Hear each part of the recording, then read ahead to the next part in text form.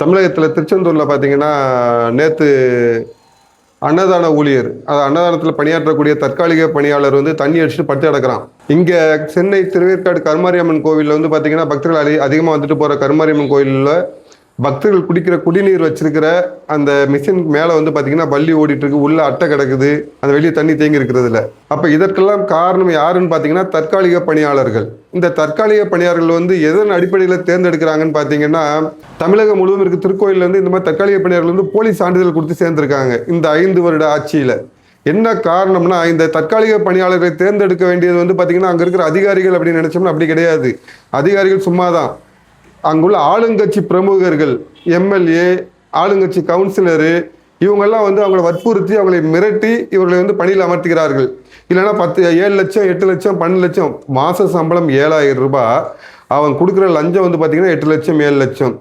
அப்புறம் எப்படி வந்து அந்த எதன் அடிப்படையில் கொடுத்து உள்ளே வர்றான், வேலைக்கு வரான், அதை எப்படி சம்பாதிக்கணும்னு நினைக்கத்தானே செய்வான். அந்த சம்பாதிக்கிற வழியை வந்து இந்த திராவிட முன்னேற்ற கழக அரசு அறநிலைத்துறை கையில் வச்சுக்கிட்டு, கையாளாகாத திராவிட முன்னேற்ற கழக அரசு இந்த ஊழியர்களை வந்து சம்பாதிக்க விட்டு வேடிக்கை பார்த்துட்டு இருக்குது. இதெல்லாம் வந்து கோயிலுக்கு வர வேண்டிய நிதி இவன் கட்சிக்காரன் வீட்டுக்கு கொண்டு போயிட்டு இருக்கான்.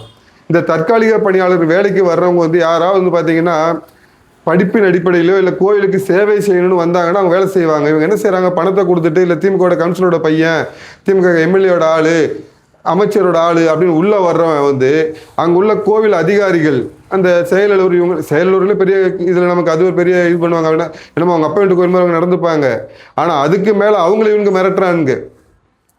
ஒரு சில செயலூர்களை தவிர மீதி எல்லாருமே வந்து பார்த்தீங்கன்னா, நம்ம ஏற்கனவே சொல்லியிருப்போம், வேலூரில் இப்போ இருக்காங்க விஜயா அப்படின்னு சொல்லிட்டு ஒரு அம்மையார். அந்த அம்மையார்லாம் பார்த்தீங்கன்னா கோயிலை வந்து ஒரு கார்பரேட் நிறுவனமாக கொண்டு வரணும்னு ஆசைப்பட்டவங்க. தமிழகம் முழுவதும் வந்து அந்த சொந்த ஊர் மக்கள் வந்து இலவச தரிசனத்தை வந்து ரத்து செய்ததில் அந்த அம்மா தான் முதல்ல பண்ணது. சேகர் பாபுக்கு வந்து ரொம்ப வேண்டியவங்க அப்படின்னு சொல்லுவாங்க.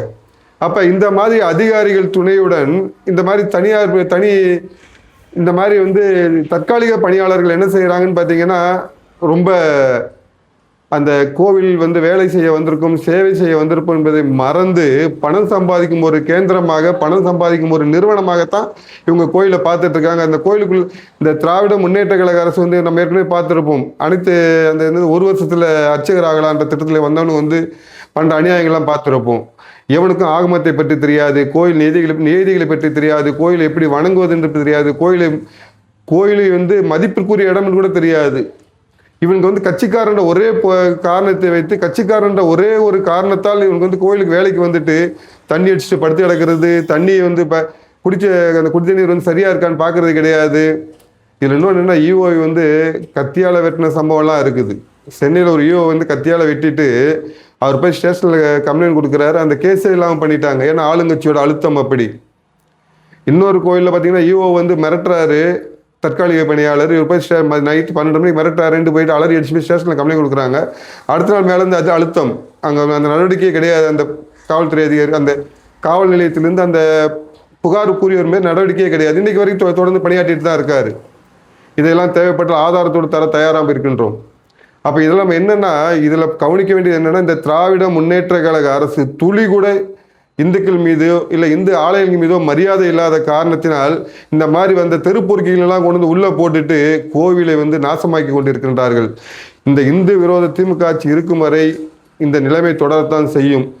நீங்கள் கோயிலுக்கு போகும்போது எனக்கு வந்து கோயிலில் வசதி இல்லை கோயிலில் வந்து எனக்கு வந்து இந்த திருச்சி சொல்லுங்க இங்கே அடைச்சி வச்சுட்டாங்க, இல்லை இங்கே வந்து உள்ளே வந்து நிற்க வச்சுட்டாங்க, இங்கே இதுக்கு வழி இல்லை, நடந்து போகிற வழி இல்லை, பேருந்து வசதி இல்லை அப்படின்ட்டு நீங்கள் குறை சொல்வதற்கு முன் நீங்கள் யாருக்கு ஓட்டு போட்டீங்க?